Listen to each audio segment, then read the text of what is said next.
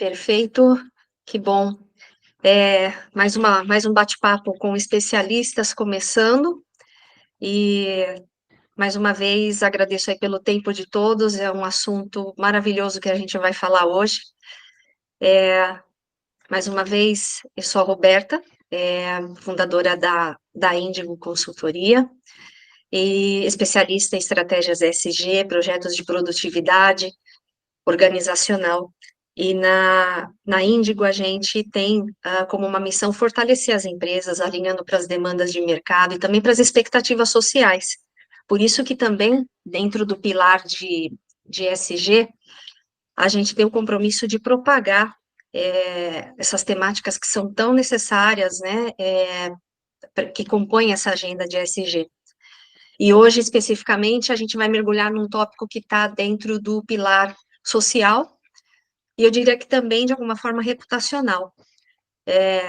Por isso que eu estou bastante empolgada de receber o nosso convidado, que é um verdadeiro entusiasta da agenda de diversidade e inclusão, Vinícius Bretz, que gratidão enorme de ter o teu tempo, né, com a gente, e fica à vontade de você se apresentar também. Claro, Roberto, primeiro, obrigado, né, pela oportunidade de estar aqui e compartilhar dentro da nossa rede boas práticas. Então, eu vou fazer minha audiodescrição, né, esse é um evento gravado que pode ser usado mais para frente também. Então, eu sou um homem branco, cis heterossexual, sem deficiência. Eu estou usando um headset, uma cadeira preta com um fundo desfocado e uma blusa vermelha. É, Uso barba e é isso, cabelo curto, cores um pouco castanho claro. E sou o pai do Pedro, né? Pedro de 10 meses, né? Então essas são as ordens aí de apresentação, de importância, inclusive. Mas, além disso, eu sou especialista em parentalidade e diversidade e inclusão.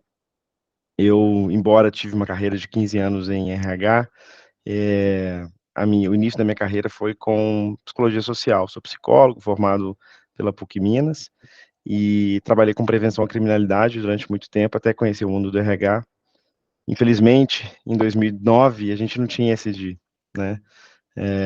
Então, essa agenda de psicologia social, agenda de justiça social, ela era uma agenda é, que era totalmente dedicada ou ao terceiro setor ou ao primeiro setor. E o segundo setor, embora tinha lá o seu setor de responsabilidade social, tinha o início daquelas fundações, os institutos, mas o recursos humanos ainda estava muito distante desse lugar. Felizmente, a gente, né, como RH, se posicionou de uma maneira muito mais estratégica nos últimos anos. Eu costumo dizer que diversidade não é bom para os negócios, diversidade é o negócio, né? Não olhar para a diversidade tem uma tendência grande de ter uma falência do business no futuro. E uma faceta dessa área de diversidade que eu me especializei foi em paternidade e parentalidade. Eu tive a oportunidade de liderar a implementação de uma licença igualitária de 6 meses na Diageo. Na época, tive a oportunidade também, através do Movimento Mulher 360, ajudar a BCG e a Boticário também a lançarem as suas licenças, e hoje atuo como na minha consultoria, que eu estou fazendo um rebrand agora, chama Stand With, e aí tem Stand With People, Stand With You, Stand With D&I, né, que são as frentes de trabalho. E também sou consultor associado da Filhos no Currículo, que é uma consultoria referência sobre parentalidade, e também professor da Dom Cabral. É um pouquinho aí das minhas credenciais, quem eu sou. Maravilha. Não tem como não ficar encantada com tudo que você pode compartilhar com a gente hoje. Para que você tenha ideia, Vini, a gente tem pessoas aqui que vêm ah, de várias fontes, né?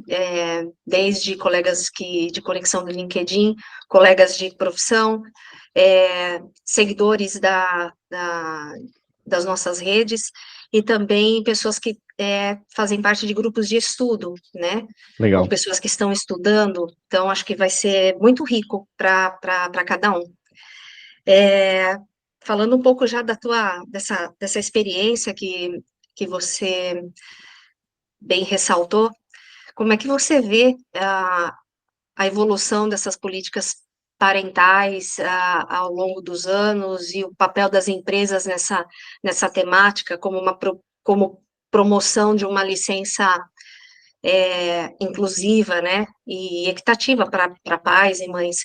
Inclusive, hoje teve uma divulgação, né, do STJ falando também dessa possibilidade para mulheres homoafetivas, né? É bem interessante como esse tema tá crescendo. Olha, vamos lá, né? Eu acho que é um tema que está em voga. A gente está no mês de março, que é um mês que tem aí muitas pautas relacionadas a gênero, sobre representatividade feminina e outros temas correlatos. Então, muito oportuno estar aqui como uma pessoa aliada nessa agenda, principalmente, para falar um pouco sobre. E eu acho que vale a pena trazer uma perspectiva histórica, assim, para o pessoal que está aqui, né? Bom ter a carinha de algumas pessoas aqui, estou vendo a Sandra, bom interagir com o pessoal que está com a câmera também. E a primeira coisa que eu queria falar, e talvez que a gente pudesse interagir, se você tem filhos, ou você é filho de alguém, você pode compartilhar no chat o nome do seu pai, da sua mãe, ou dos seus filhos. Eu acho que alguém tem alguma relação com parentalidade em algum lugar, né? Meu filho chama Pedro, estou colocando aqui, minha mãe chama Lúcia Helena, e meu pai é Alexandre. E por que que eu falo isso? Porque, às vezes, tem uma perspectiva de que esse assunto da paternidade ou da parentalidade, ele é um assunto marginal, né? Ele está relegado a um fragmento dentro de gênero, né?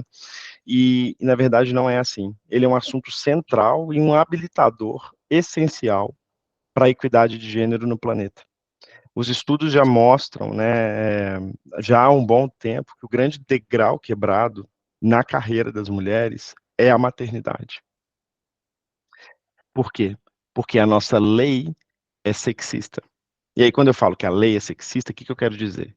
É que ela determina a hierarquia entre sexos. Eu falo, né, que esse pai vai ficar 5 dias de licença, não dá nem para o leite descer, e a mãe vai ficar 4 meses. E aí, qual que é o recado que está sendo dado por essa lei, por essa determinação da organização do Estado para a gente? É que o pai, essa figura hoje, né, em casais heteronormativos, o homem, saia para produzir e a mulher fique para reproduzir, né?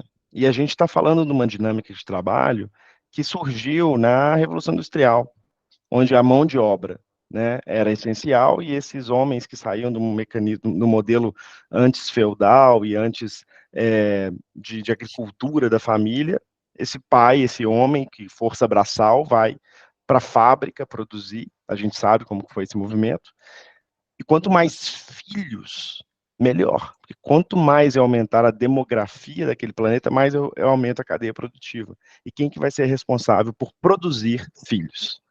A mulher. E aí essa dinâmica assim, entra numa complexidade hierárquica, porque esse homem que sai, ele começa a adquirir dinheiro, poder, status e influência sobre a mulher. E aí a gente entra numa dinâmica muito complexa nos dias de hoje, né? E aí quando eu cheguei em 1988, para fins de Brasil, a gente não tinha nem os 5 dias, tá, pessoal? Até 1988. E aí com a nossa legislação, há um discurso inflamado, incrível no Senado, onde fala-se da importância de ter 5 dias. Só que 5 dias já era um incômodo, a gente não sabia se seria 5 dias. E aí a Constituição de 88, ela termina com um asterisco. E o asterisco é o seguinte: na incapacidade da gente legislar sobre a licença paternidade no Brasil, a gente vai deixar essa licença provisória de 5 dias, até que ela seja, né, definitiva, ao passo que o legislativo sente e faça um estudo do que deveríamos propor aos homens. Bom, gente, 36 anos se passaram e ela continuou como provisória. Tudo bem que talvez naquela época a gente tinha uma outra maturidade, agora está com uma maturidade muito maior para oferecer mais dias, a gente vai falar disso mais para frente, mas passou da hora de discutir essa divisão sexual do trabalho, né, falar sobre economia do cuidado e mudar essa realidade. Então, só para fins de atualização, o Supremo Tribunal Federal, né, você falou de atualizações dele aí agora, entrou na julgada e condenou o legislativo por ser omisso, porque diversas vezes nesses 36 anos, projetos de leis de várias ideologias e partidos diferentes, inclusive, tentaram passar e não foi feito. Então, é um movimento muito pesado pensando em política, porque é como se um poder entrasse no outro e falasse, olha, se você não legislar, eu vou legislar. Então, você foi, né, condenado por omissão e deu um prazo para que ele fosse feito. E aí, felizmente, a gente tem uma deputada que está liderando isso, que é a Tabata do Amaral, em São Paulo, e ela criou um projeto de lei no dia 20 de dezembro de 2023, que estende para 30 dias a licença paternidade no Brasil. E a gente, né, ajudou na construção disso através da coalizão Licença Paternidade, que eu sou um dos fundadores, e provavelmente essa lei deve passar. Vocês vão escutar muito disso, então o que vocês estão recebendo aqui agora são informações que vão ser relevantes para os próximos meses, mas algumas empresas já foram vanguardistas, né? E aí eu acho que entra um pouquinho no nosso papo, para falar que essas empresas já fizeram, né, que anteciparam essa tendência que finalmente a gente está vendo aqui no Brasil com uma ampliação da licença. Você comentou, Vini, sobre a experiência e o rollout, né, para outras companhias. É, você pode compartilhar um pouco dessa experiência com relação à implementação da licença familiar estendida Claro. e como isso impactou do ponto de vista de cultura organizacional? Sem dúvida, sim. Eu acho que existem motivações distintas que as empresas têm para oferecer uma licença igualitária. E aí eu vou trazer algumas aqui para vocês. Se vocês olharem uma lista de empresas no Brasil que hoje oferecem, você vai ter a empresa que foi pioneira nisso, que foi a Diageo. Em 2019, ela lançou a licença estendida. E essa licença foi para 30 mil funcionários, casais homoafetivos e também em casos de adoção, podendo ser gozada no primeiro ano do filho, que é muito importante também, dado que esse pai não se programou para sair de licença, então poder tirar no primeiro ano tem uma série de vantagens que a gente pode discutir. Mas voltando à sua pergunta, é, a Diageo vinha com o objetivo de aumentar a representatividade feminina das empresas, e se você olha a agenda ESG, do ponto de vista de governança, você tem um DR específico que fala representatividade de gênero, mas se você olha as ODSs, que são os Objetivos de Desenvolvimento Sustentável da ONU, que vem a cada ano gerando recomendações e metas para a empresa, até 2030, que foi o projeto lançado em 2016, as empresas deveriam chegar em 50-50. Tá, pronto, a gente tem um guia, né, pessoal? A gente tem uma organização renomada falando o que a gente deve fazer. E as empresas geralmente tendem a seguir esse caminho, e a Diageo fez isso, como outras empresas também, né, fizeram. E ela percebeu que ela não ia chegar nesse número, mesmo sendo uma empresa que já tinha números bons. E aí, através dos estudos, ela percebeu, olha, se a gente não fizer uma ação afirmativa que mude esse cenário, a gente não vai continuar subindo. Então, em 2016, o número parou de subir, ficou estagnado, e aí tomou-se a decisão de lançar a licença. Qual que é a estratégia por trás da licença? Aumentar a representatividade feminina. Quando eu crio uma licença igualitária, eu imediatamente quebro o viés de contratação de mulheres. Hoje ainda é muito comum, eu Muito. deixar de contratar uma mulher, porque ela vai engravidar. Se eu tenho 6 meses de licença para todas as pessoas, esse viés acaba. E aí a gente percebe que os números da Diageo continuaram avançando. Se eu pego, por exemplo, Natura, Boticário, Sanofi, são empresas cuja cultura tem a ver com cuidar, tem a ver com empoderamento feminino, tem a ver com uma série de elementos que faz sentido eu avançar nessa agenda porque conversa com a minha cultura. Também fizeram esse mesmo movimento. Agora, eu posso pegar uma empresa como a Nubank, que também fez esse movimento, mas percebeu que uma maneira de me diferenciar de outros bancos é oferecendo um benefício que vai atrair, reter e engajar talentos.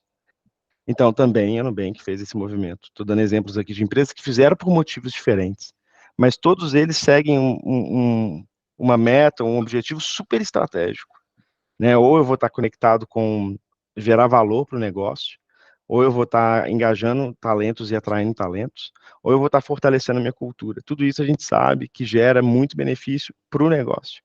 Na Diageo, acho que só para fechar um case que eu acho que é icônico, foi o fato da gente ter lançado na época, em julho de 2019, sem, obviamente, nenhum objetivo comercial.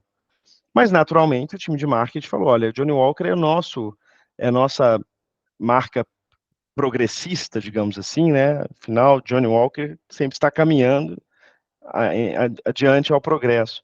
Então, ele abraçou e fez uma campanha do Dia dos Pais em agosto. A venda de uísque foi 12% a mais do ano passado, desse do ano passado. Então, se você fala que diversidade e inclusão não está ligado com os negócios, né? Depois daquele dia, eu nunca esqueço que foi muito mais fácil entrar dentro do gabinete do Gregório, que era o nosso presidente. Vinícius, você por aqui, pode ficar à vontade. E aí a gente mostra como diversidade, como a agenda ESG é essencial para os business.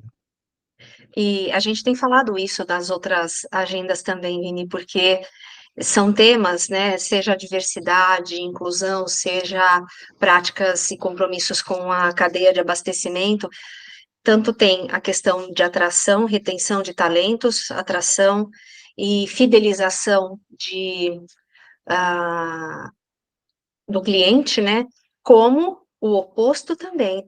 As pessoas estão cada vez mais ligadas e elas estão repelindo aquilo que não condiz com um movimento positivo, um valor, né? Então, é muito importante a gente frisar isso, porque desse lado agora, com consultoria também, infelizmente, não tem 15 dias eu escutei isso de uma empresa, um testemunho de uma pessoa de uma empresa que estava numa reunião onde foi dito sobre quadro de contratações, etc., e escutou um executivo falando, mas esses cargos acho melhor colocar, isso é para homem, porque já sabe, né? A mulher vai entrar, vai engravidar, então a gente precisa insistir para quebrar esse tipo de tabu, né? E falando em tabu, que desafios que essas empresas que, que adotaram essa estratégia, que abraçaram isso, né? É, que tabu, que desafios, né? Elas enfrentam no momento de promover essa cultura. Porque a gente tem de tudo nessas organizações, né? Você tem as Uhum. pessoas que não concordam, não compram, não vendem, e você tem as que estão loucas para fazer parte daquele quadro, que querem promover isso também. Imagino que esse seja um dos desafios que eles enfrentam. Eu acho que eu vou tentar responder o seu ponto e conectar com a pergunta da Glaucia também, porque tem uma diferença dessas empresas vanguardistas, que hoje são enormes, né? Mas quando eu, por exemplo, falo da lei, a lei faz com que a licença seja remunerada, ou seja, o Estado vai pagar, mas ela é obrigatória. E aí empresas menores vão ser impactadas, né? Entra na pergunta dela. Olha, eu tenho uma coleção de obstáculos para te falar, né? Mas assim, nenhum deles consegue convencer de que a gente não tem que seguir esse caminho, porque o benefício ainda é maior. O primeiro obstáculo é a falta de letramento da alta liderança sobre o assunto. Então, teoricamente, quando a gente entra com uma pauta dessa, ela vai vir com uma série de viés e resistências. E uma maneira de conseguir quebrar isso, eu vejo duas, né? Uma é criando uma jornada de desenvolvimento de liderança que tenha diversidade transversal, né? Então, né, o RH aí sabe disso, a gente sabe como é importante a agenda de desenvolvimento e entrar um pouco disso. E assim, eu estou falando de GNI focado em business, né? Casos como eu trouxe aqui agora. Vamos fazer um business case de como foi, por exemplo, a venda de Johnny Walker na Diageo a partir de uma licença paternidade. Ou seja, vou sentar na mesa com alta liderança para falar de coisas que têm a ver também com business. E o segundo, que eu acho que é um movimento que pode ser feito, né, ou deve ser feito de alguma maneira um pouco mais urgente, são essas pessoas, de alguma maneira, se envolverem mais com essa pauta para gerar experiência, porque ainda está muito distante, né? Não tem um repertório sobre esse assunto. Então a gente precisa gerar esse repertório, né? Não tem jeito. É, e aí, o segundo obstáculo, teoricamente, é o financeiro, né? A gente sabe como que funciona a busca por resultados, né? E, e na implementação, né, no ato da implementação, eu vou ter que ter aprovado um budget. Porque no final das contas, pessoal, principalmente para essas licenças de 6 meses, eu preciso ter uma substituição dessa pessoa. Isso gera um custo. O business case, né, sobre dessa história toda, mostra que esse custo a médio prazo, até curto prazo, ele pode ser revertido, como o caso da Diageo foi a curtíssimo prazo, não precisa nem falar, impactou em NSV, venda e tal. O que vai ser uma linha de contratação de pessoas, né? Mas em outras empresas que não têm bem de consumo, que vai ter uma outra relação, talvez o impacto vai ser a médio e longo prazo, como, por exemplo, atração e retenção de talentos, engajamento do time, né, fortalecimento da reputação do negócio. Só para você ter uma ideia, e você deve conhecer bastante disso, quem está escutando a gente aqui, é, a página de diversidade e inclusão nos relatórios anuais das empresas aumentou 400% nos últimos anos, né, nos últimos 3 anos. Ou seja, todo ano o investidor está mais interessado nessa página, né, em ler mais sobre isso, porque isso vai gerar reputação e valor de negócio para a empresa. E aí você pega, por exemplo, tem uma página que é grande, é a página de licenças, de tempo que esses pais e mães saíram de licença. Então você pega, por exemplo, o relatório da Sanofi, da Diageo, dessas empresas, elas investiram em mostrar que teve isso como benefício, né? É, então, né, tem aí um retorno, mas ainda é uma crença limitante, digamos assim, que vai ser, sabe, impossível bancar, alguma coisa do tipo. E tem a cultura, seja da empresa, mas principalmente do país. Você vai ter, como você falou, homens resistentes a tirar por diversos motivos, seja porque eles sofrem um bullying, e aí a gente entra num outro papo, que seria mais uma live para falar sobre masculinidades, e esse pai que também é relegado do direito de poder escolher sair de licença, e relegado de vários direitos, né? Esse homem que é criado com violência na escola, bullying, com não poder errar, competição o tempo todo, que gera uma característica e uma série de caráteres, né, agressivos. E aí, esse ciclo é o cara que vai sair de licença, é esse cara que vivenciou, e esse é o repertório dele. Ele olha para cima, o pai dele não tirou, o tio dele não tirou, os amigos não tiraram. Então, naturalmente, é uma gestão de mudança que a gente tem que fazer ali, né? Não é uma coisa simples, trivial. Então, tem essa resistência. E, por incrível que pareça, tem a resistência das mulheres também, que eu percebi, foi uma coisa muito impactante, porque as mulheres, nesse lugar de maternidade, elas ocupam um espaço de protagonismo.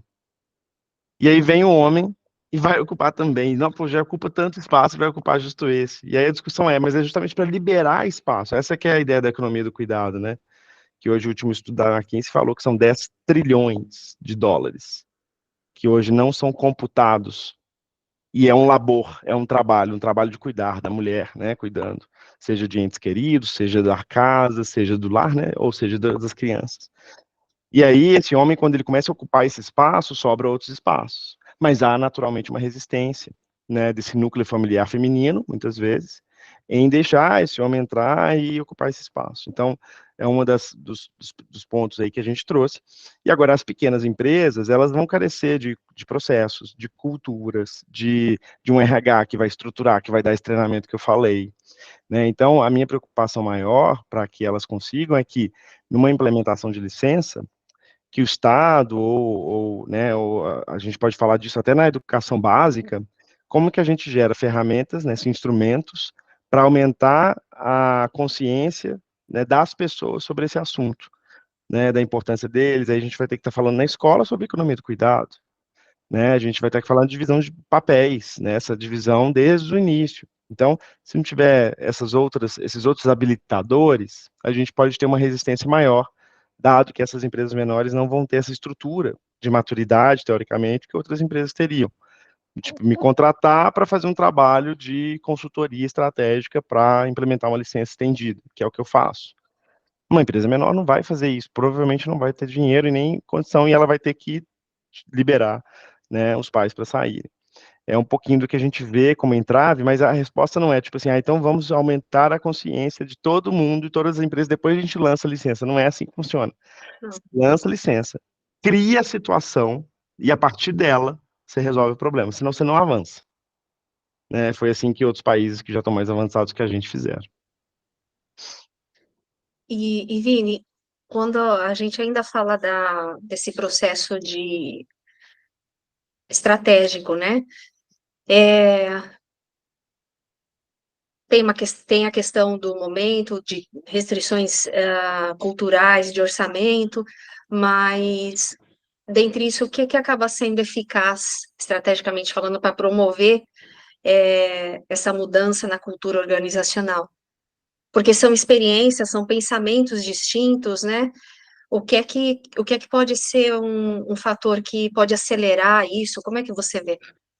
Olha, eu falei um pouco dessa questão do letramento, né? Eu acho que isso muda muito e gera experiência, né? A gente tem casos aí de CEOs, pessoas aliadas, alta liderança que virou muito, uma vez aliados nessa agenda, faz com que diversidade e inclusão seja realmente algo transversal e entra, de fato, no desenvolvimento das pessoas. Abraçar, de fato, ações afirmativas como uma maneira de quebrar desigualdades históricas dentro da própria organização, que ela vai estar, pensa, qualquer organização, ela deveria refletir a demografia nacional, do ponto de vista racial, de gênero, orientação sexual, identidade de gênero, pessoas com deficiência, minimamente. E se ela não está, ela tem um gap. E aí, como preenche esse gap? Ser, né, uma empresa mais ousada gera com muita conexão com esse público que eventualmente vai entrar na empresa ou quer ficar. Então, isso fortalece muito a cultura. E uma outra coisa que eu acho que é importante é a empresa também começar a colocar essa discussão no centro dela, né, no centro dos objetivos dela, porque isso, o que a gente vê muito dentro de companhias e empresas, né, é a alta liderança comunicando ao time quais são as prioridades do negócio, né, quais são os comportamentos esperados do time, por exemplo. Se nesse discurso eu não tenho diversidade como algo central, como algo estratégico, ele vai ficar periférico. E uma vez periférico, ele não vai ter atenção ou ele não vai ter relevância. Então, por isso que ele precisa apresentar. Na Diages foi um exemplo claro, assim, diversidade e inclusão era um famoso habilitador, né, o enabler lá. Depois da licença, a Diages, ela mudou, ela abriu um site, chama Espírito do Progresso, que é totalmente dedicado à agenda ESG, que hoje, se você digita Diageo na internet, você acha esse site, você não vai nem para tipo, as marcas, por exemplo, você vai para esse site. E foi uma maneira da empresa perceber que o que é Diageo no final das contas, né? Qual que é e o supply tem muito isso, né? Qual que é o footprint que eu vou deixar, né? As pegadas que eu vou deixar nesse mundo, né? Para trás. Eu preciso encobrir aquelas pegadas que eu sujo esse mundo, naturalmente tem um impacto que eu gero, e eu preciso gerar pegadas positivas, né? Isso geralmente, né, na grande maioria das vezes, contagia positivamente a cultura interna e também externa, né, com pessoas querendo entrar na empresa. Eu acho que a Diageo fez isso muito bem, né, e está sendo lembrada por isso, né, quando ela olha o espírito do progresso, não só lembrada pelas suas marcas, né, que tem um propósito específico. Então, acho que foi um movimento com um exemplo bacana aí. Sem dúvida. Tem muito a ser feito, né? Tanto no nas grandes corporações, e em todos os pilares, né? Cada especialista que veio bater um papo com a gente falou muito disso, do enorme vão que a gente tem, ah, porque tem uma questão aí de base, né? De educação mesmo, né?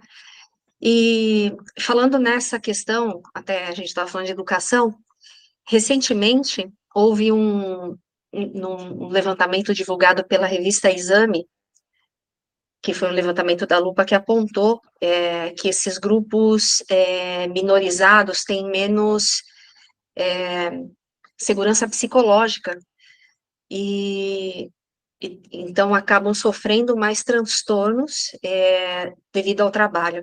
Então, aproveitando essa conexão, né, entre saúde mental, diversidade e inclusão, você pode compartilhar coisas que você tem visto de práticas bem sucedidas que você fez parte, implementou, para promover essa questão do equilíbrio da saúde mental e a criação de ambiente verdadeiramente inclusivo, acolhedor, né? Tá. E, sobretudo, que gera o músculo da resiliência, né, para os Uhum. colaboradores. Olha, eu gosto dessa discussão, até essa palavra resiliência é uma palavra que eu tenho muito cuidado em usar ela, porque ela pode ser lida como essa pessoa precisa aguentar tudo, né, e voltar para a mesma forma, né? Como é um metal resiliente, por exemplo, né? É, e aí nem a gente vai quebrar, né? A gente não vai voltar para a mesma forma, né? Esse foi o aprendizado que a gente teve. Acho que a pandemia trouxe de uma maneira bem dura para a gente essa incapacidade do ser humano de conseguir aguentar tudo. E o mundo pós-pandêmico colocou diversidade e saúde mental num lugar muito em destaque, principalmente saúde mental. É, saúde, obviamente, ficou em voga, né? Mas saúde mental foi derivado do que a gente, do trauma que a gente passou, né? A saúde mental foi se deteriorando. E as relações de trabalho nesse período foram relações bem complicadas. Todo mundo ou perdeu alguém, ou conhece alguém que morreu, ou você tem uma situação de perda de trabalho, ou você tem uma situação de sobretrabalho, você trabalha muito, né? Principalmente quem estava em home office, e aquilo foi uma mistura de casa e trabalho, quem se perdeu nessa, se perdeu também do ponto de vista de saúde mental. E aí a gente começou a perceber um alto número de os famosos CIDs aí, ou adoecimento mental relacionado com o trabalho, isso que é importante, tá? Falar do adoecimento mental conectado com o trabalho. E aí a gente vai entrar no burnout, como, né, no janeiro do ano passado ele entrou como uma doença que você se afasta por ela, né, relacionada ao trabalho, é uma doença laboral. É claro que uma pessoa em burnout vai ter outros aspectos da vida dela que podem estar interferindo, mas o trabalho é protagonista. Depressão, como um número, e se você olha o Brasil, a gente infelizmente está liderando os rankings, né? E os transtornos de ansiedade alimentares e tal. E aí, quando você traz essa pesquisa, ela mostra que o recorte interseccional por grupos minorizados intensificam isso. Então, se eu pego o mesmo grupo de pessoas que sofrem com o adoecimento mental, entre homens e mulheres, mulheres sofrem mais. Entre pessoas brancas e pessoas negras estão sofrendo mais. Isso naturalmente devido à escassez de oportunidade ou à realidade que essas pessoas vivem hoje, né? E aí, diversidade e inclusão entra como um grande habilitador para acelerar a agenda de saúde mental, que hoje é um problema seríssimo para as organizações. Tanto porque tem gente que não quer ficar mais, aí tem a grande renúncia, né? Depois do Covid, a gente teve esse movimento. A grande renúncia foi um número exacerbado de pessoas pedindo demissão para fazer qualquer outra coisa, mas não se vincular a uma empresa. Isso, para mim, é uma falência das culturas empresariais, né? Quando ela tem uma situação como essa. E aí você me perguntar quais são as ações que você faz, né? É o que você pode eventualmente atuar. Eu queria dar um oi aqui especial para a Maria Bethânia, que está aqui, que eu vi, e para a Camila, que entrou recentemente. Oi para vocês, né? São pessoas queridas que estão aqui escutando. E aí, assim, o primeiro momento que foi, tipo, jogar água nesse fogo, mas, assim, tipo, um copinho de 300 ml, sabe, no fogão, que foi fazer as intervenções de mindfulness, ou pequenas coisas onde você interrompia. Eu lembro que a Amazon fez a Amazon, que era um espaço onde que você podia, no meio do trabalho, ir para um cubo e dormir lá dentro durante 10 minutos. Só que na fábrica do lado tinha uma pessoa que fazia as necessidades no próprio corpo enquanto ele trabalhava, né? Então, assim, a mesma empresa, né? Então, assim, isso é publicado. É, mas, ou seja, você tem a empresa que não conseguiu desacelerar e está tentando criar estratégias para eventualmente aqueles funcionários ter uma sobrevida. Essa que é a ideia da resiliência que me preocupa muito. E ninguém queria mexer nessa pegada que é desacelerar. E o desacelerar, ele significa talvez perder dinheiro, e a gente está vendo que isso não é verdade, porque se o talento vai embora, o Rancho Aran tem um livro incrível que é Talent Wins, né? O talento vence, é isso. O livro fala sobre estratégia de negócio. Se eu não tenho os talentos, né? Fortunas são gastas para trazer CEOs, ACEOs ou CEOs para as empresas. Se eu não tenho essas pessoas engajadas, felizes, no que adianta essa empresa para prosperar? Então, as estratégias que a gente criou, até como BP de supply, foi para trazer vulnerabilidade para o jogo, para as pessoas realmente ter um espaço seguro para compartilhar as suas questões e desacelerar, e poder julgar isso, né? Então, é claro que você precisa ter um bom parceiro de negócio.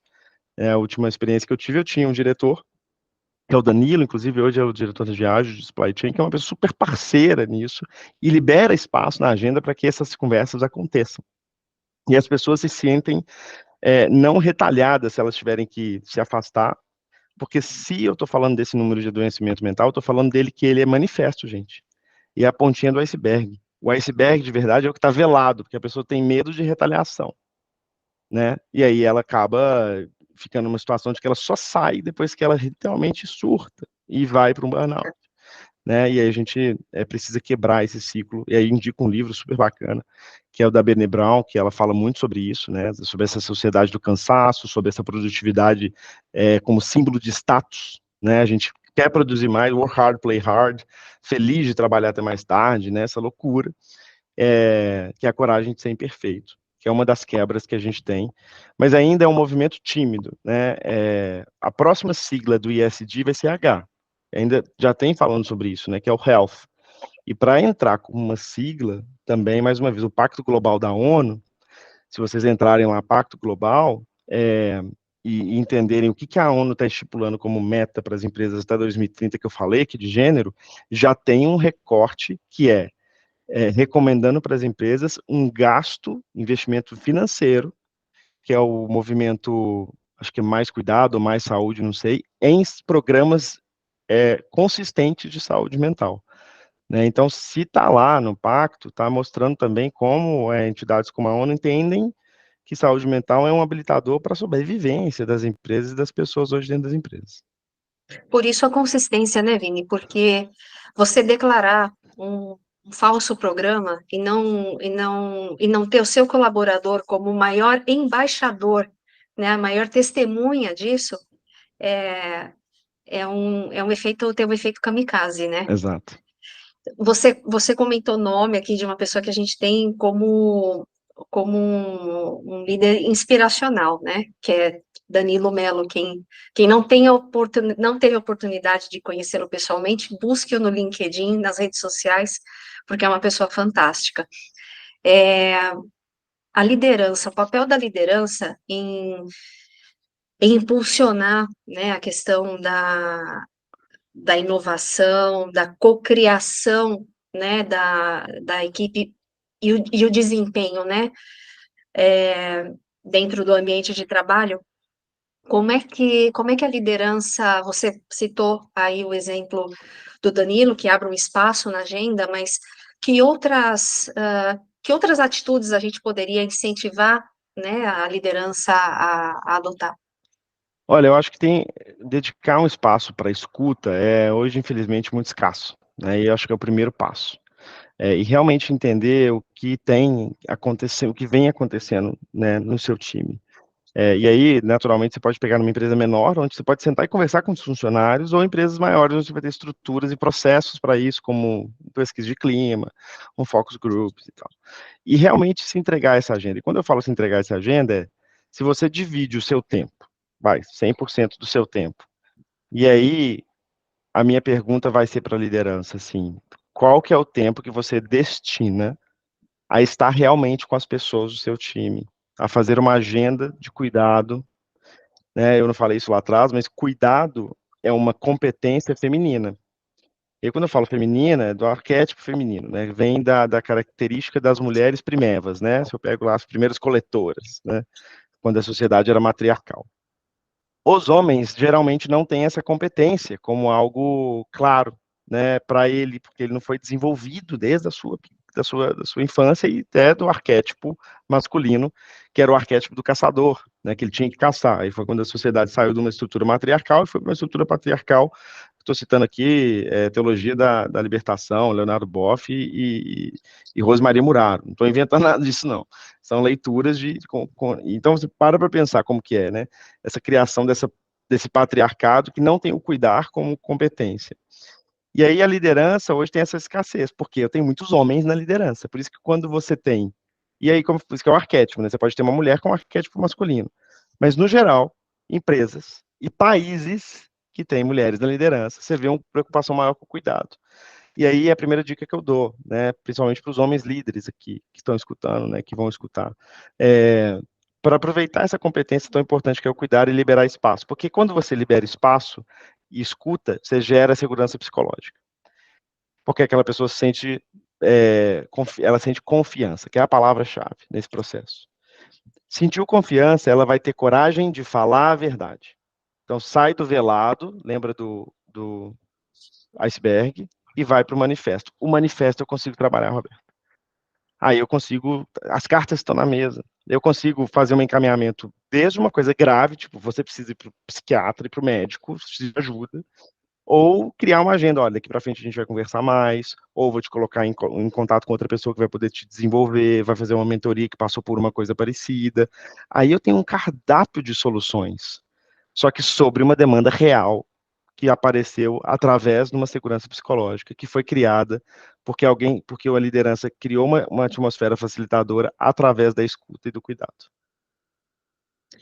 E isso faz uma diferença enorme, porque o primeiro tabu que as pessoas vencem é de reconhecer e expor a vulnerabilidade, né? Reconhecer que você está num estado que você precisa de ajuda, ainda que seja uma conversa. E você saber, você ter acesso às pessoas que já passaram, na mesma organização ou não, é, é fundamental, porque começa aí o significado da rede de apoio, né? E Uhum. muitas vezes não está aí não você pode até evitar com conversas, com exemplos, né, que as pessoas possam ou se automedicar, ou buscar, ou se fechar mais, enfim. Mas aqui a Camila comentou bem, trazer a vulnerabilidade para si mesmo é um passo extremamente importante. Total. Eu queria comentar É, essa fala da Camila, que inclusive é uma líder que é super inspiracional, é, porque às vezes essa pessoa não vai se sentir aberta para falar no ambiente de escuta, e a maneira de você quebrar isso é se vulnerabilizando. Então, acho que essa é a grande questão da liderança, dando o primeiro passo, né? E a Brené Brown fala muito isso, e a gente aprende muito em feedback que esse é o processo certo, né, para gerar abertura. E mais uma vez, quando a gente fala de nada desse bobo. Quando você fala de competências arquetípicas, né, quando eu falo arquétipo, né, coisas antigas, né, primevas, né, é, o homem tem essa questão da competição, e na competição você não pode se vulnerabilizar, é, né, você não pode estar errado, você não pode, de alguma maneira, mostrar fraqueza. Aí, mais uma vez, a gente entra nessa sombra, né? E se eu perguntar para ele se ele quer isso, ele nem sabe, é o modus operandi dele, porque ele foi criado assim. Talvez, depois de um bom tempo de terapia, ele vai perceber que não, que, pelo amor de Deus, o que eu quero é me vulnerabilizar, poder chorar em público e não ter que me preocupar com o julgamento do outro. Uma libertação que, muitas vezes, tira duas bigornas dos ombros desses homens e fazem com que eles se tornem líderes melhores. é verdade. É, falando de um outro tema bem importante dentro da agenda de diversidade e inclusão, Vini, é a questão da conscientização sobre as questões de identidade de gênero, orientação sexual, né, como abordar isso no ambiente de trabalho, como é que as empresas podem avançar nessas políticas e nas culturas que apoiam efetivamente a comunidade LGBTQIA+. Olha, eu acho esse um ponto essencial, né? A gente tem que falar, a gente podia falar aqui de alguns clusters, né? Talvez nem todos, mas este é importante a gente trazer, por uma falta de letramento também do grupo, né? Acho que é importante deixar claro que hoje a gente trata a identidade de gênero como um elemento importante até para classificações internas, né? As empresas estão se modernizando, pelo menos para que as pessoas possam se auto-identificar. É, e a orientação sexual como um outro elemento que também pode ser algo identificável dentro da empresa, né, para a gente ter base demográfica para poder trabalhar, mas são coisas distintas e precisam ser trabalhadas nesse lugar. É, o primeiro ponto que a gente percebe sobre esse público é que há uma grande representatividade da comunidade LGBTQIA+, dentro das empresas, ressalvo a letra T, que são pessoas trans, que não tem representatividade desse grupo. É um grupo que precisa ser olhado com um olhar interseccional, né, expectativa de vida 30 anos, todo dia tem um caso de violência transfóbica absurdo, o Brasil lidera esse ranking, e a gente está falando de casos de expulsão, né, no núcleo familiar, e aí se não há uma oportunidade, né, e um acolhimento, a gente vê, infelizmente, situações como óbito ou prostituição. Mas as outras letras, ou as principais letras, né, que a gente está trazendo aqui do LGBTQIA+, eu vejo essas pessoas dentro de empresa e até em cargos de liderança. Só que não há o aspecto, aí a gente entra na inclusão. E a inclusão ou pertencimento é você poder ser você 100% no seu trabalho, de ser em casa, ou de ser no espaço que você se sente seguro, né? E as empresas precisam cada vez mais criar esses espaços para que as pessoas possam prosperar. E aí, quando eu falo prosperar, ela não precisa tirar um fragmento da personalidade dela, deixar em casa e trabalhar, né? Deixando de ser ela mesma. Porque isso é provado por vários estudos, que ela produz menos. Então, mais uma vez, a gente volta como diversidade e inclusão como estratégia de negócio.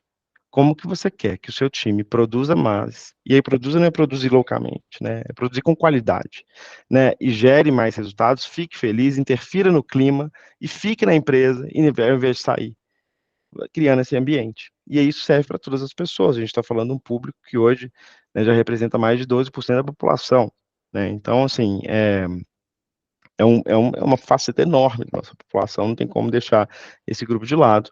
Mais uma vez, faz sentido a liderança ter letramento e entender como funciona a inclusão e pertencimento. Vini, o papel das empresas, né, na promoção da diversidade e inclusão, não apenas internamente, mas também a gente já tem falado disso em outras conversas, na cadeia de suprimentos e comunidades locais. Que oportunidades você tem visto e desafios, né, que estão associados Uhum. a uma forma que a empresa pode fazer uma abordagem mais ampla? Bom, a primeira coisa que eu gosto de falar aqui, óbvio, né, eu estou destacando mais grandes empresas, mas é a responsabilidade que elas têm, no impacto que elas têm perante, por exemplo, a sua cadeia de fornecedores. E quando eu falo de responsabilidade, é assim, é a reputação e o protagonismo que ela tem nessa cadeia. Então, se ela lidera pelo exemplo, ela vai ter condições de exigir, por exemplo, ou inspirar essa cadeia para fazer a mesma coisa. Então, esse é o primeiro ponto, tá? Então, há uma responsabilidade aí da reputação dessas empresas fazerem isso. O segundo existe uma tendência da terceirização e da gente fragmentar o nosso negócio para focar no meu negócio. Eu vou ter uma cadeia de fornecedores que vai me atender, porque eles são mais especialistas nisso, né? E aí, qual que é o risco aqui? Eu tenho uma política, né, de diversidade e inclusão que atende os meus, sei lá, 10 mil funcionários. Só que a minha cadeia de fornecedores são 100 mil. Então, eu tenho 90 mil que não está coberta por aquela política. Então, se tiver uma situação de trabalho análogo à escravidão, violência doméstica, violência dentro do trabalho, violência sexual dentro do trabalho, um caso de racismo, ou um caso de racismo com assassinato, que foi o caso que aconteceu no Carrefour, né, no estacionamento do Carrefour, no Dia da Consciência Negra, do assassinato do João em 2020. Aí o Carrefour vai falar assim, não sou eu tenho políticas, é o meu fornecedor de segurança. Então, o Carrefour não fez isso, tá? O Carrefour, pelo contrário, ele assumiu a responsabilidade. Hoje ele é uma empresa referência em práticas de políticas de diversidade e inclusão. Inclusive, faz parte do Mover, que é o Movimento pela Equidade Racial, que foi oriundo e criado depois disso. É importante deixar claro aqui. Eu estou contando o caso, tem que contar mesmo e falar o que aconteceu, mas também falar o que aconteceu depois e como uma empresa aprendeu com ele. Mas por que eu estou falando isso? Porque há uma responsabilidade enorme com as coisas boas e as coisas ruins. Então, essa cadeia, e aí é aquela história, talvez esse fornecedor vai ser aquele fornecedor pequeno que a Glaucia falou ali, que quando ela vê uma Diageo, talvez é a Diageo com uma licença paternidade que vai ajudar, através de treinamento, através de inspiração, esse fornecedor menor a criar maturidade para conseguir fazer a mesma coisa com o time, né? Não vai ser só uma responsabilidade do Estado, né, em educar, né? Tem uma responsabilidade dessas empresas também. E a gente sabe que isso cai bem para os negócios, quando você cuida da sua cadeia, né? E você pode fazer isso através de uma política de compras muito poderosa, onde você vai ter cláusulas que vai ter exigências também voltadas para esse lado. É uma tendência. Por quê? Porque você está nivelando também para esse lado, né? A gente sabe dos escândalos aí, de empresas, principalmente do ramo têxtil, né, que tinha a sua linha de produção terceirizada para outros países, e como que isso é, qual que é o footprint, né, como que eu identifico como que estão as coisas, né, o consumidor hoje está cada vez mais consciente, ele quer fazer uma rastreamento de onde que vem o produto que eu compro, então, mais uma vez, imagina o impacto, a gente pode pegar aqui os impactos negativos financeiros dessas empresas que não cuidaram da sua diversidade e inclusão nos fornecedores. Então, mais uma vez, o meu discurso volta como diversidade e inclusão como estratégia de negócio, né, e não como um habilitador simples que é acessório, né, ou periférico.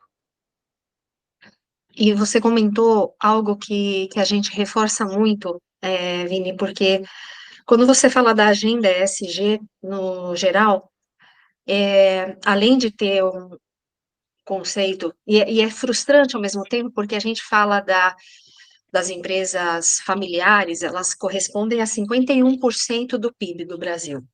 E quando você aborda essas empresas para falar dessa agenda, você encontra um perfil muito pequeno que tem alguma coisa caminhando, porque já, pelo segmento de negócio, ela atende uma grande empresa que já está passando a exigir que tenha um programa, uma estratégia ESG. Do contrário, quando eles não têm, existe o tabu do investimento, né? E que é uma conta muito difícil de fazer, porque a reputação ela não tem preço, né? Um escândalo, uma falta de cuidado com a cadeia de abastecimento, né?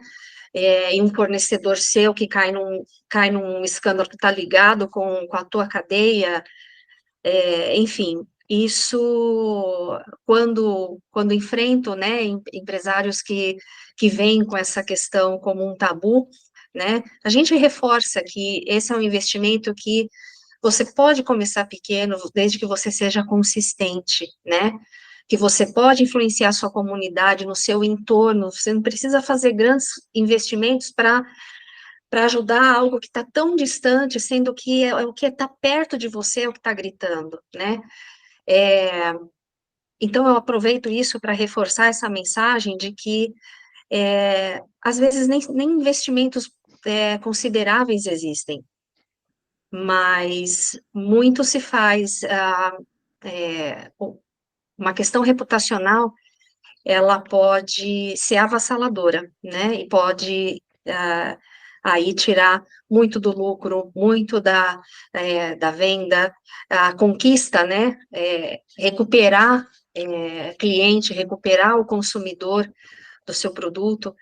É um retrabalho que não nada é possível calcular o valor, né? Então, acho que fica mais uma vez a dica para que a gente para que os empresários façam investimentos pela importância que tem, porque o impacto é enorme e, e é possível fazer de uma maneira de acordo com as limitações, as restrições de orçamento, é possível, né? Mas não virem as costas para o dano reputacional, moral, né, e comercial, caso você tenha uma questão que impacte um desses pilares, tanto ambiental quanto social e de governança. Estamos nos minutos finais, vejo aqui alguns comentários no chat, não sei se alguém quer aproveitar esse último minuto para fazer algum comentário, abrir microfone, ou comentar alguma coisa aqui no chat, para que a gente possa, com muito respeito à agenda de todos, fazer o encerramento desse bate-papo, que já deu ideia aqui para a gente fazer outras agendas. Inclusive, convidar o famoso Danilo para uma rodada de bate-papo. Eu acho que, sem dúvida, ele não pode deixar de estar aqui com você. Muito legal. É, aqui vejo os comentários que a gente já teve condições de cumprir. Então, acho que fica A Flávia, parabenizando aqui pela Eu abri o live. microfone aqui, porque eu não podia deixar de falar. Por favor. Ai, gente, ó, peguei só os últimos 30 minutos, mas foi sensacional. Tô aqui às escondidas porque eu tô fazendo dupla tarefa, mas concordo com a ideia, tragam o Danilo, acho que é uma pessoa que precisa trazer, mas vocês arrasam, viu? Parabéns, e é sempre muito bom ouvi-los. Obrigado, Cami. Obrigada, Camis. Muito Também legal. quero agradecer. Vini. Oi, Sandra. Oi, tudo bom? Também quero agradecer o convite, né? A oportunidade de estar aqui com vocês, foi muito bom. E espero pela próxima aí. Legal, um Sem prazer, Sandra. dúvidas. Um abraço, gente. Um abraço. Vini, de novo, gratidão imensa pelo teu tempo, pela, pela pauta tão rica, né? Mais uma vez, a gente vai compartilhar dessa conversa no canal da consultoria, então amanhã já deve ficar disponível para que a gente propague as mensagens, né? E gratidão a todos que dedicaram aí essa última hora do dia para comentar, para se juntar a gente. Isso é o que a gente fala, é a corrente do bem, né? Para levar o conhecimento, para incentivar que as pessoas reflitam sobre isso. Obrigada mais uma vez, desejo um bom final de noite e até a próxima live. Obrigado, um abraço, tchau para todos, todas.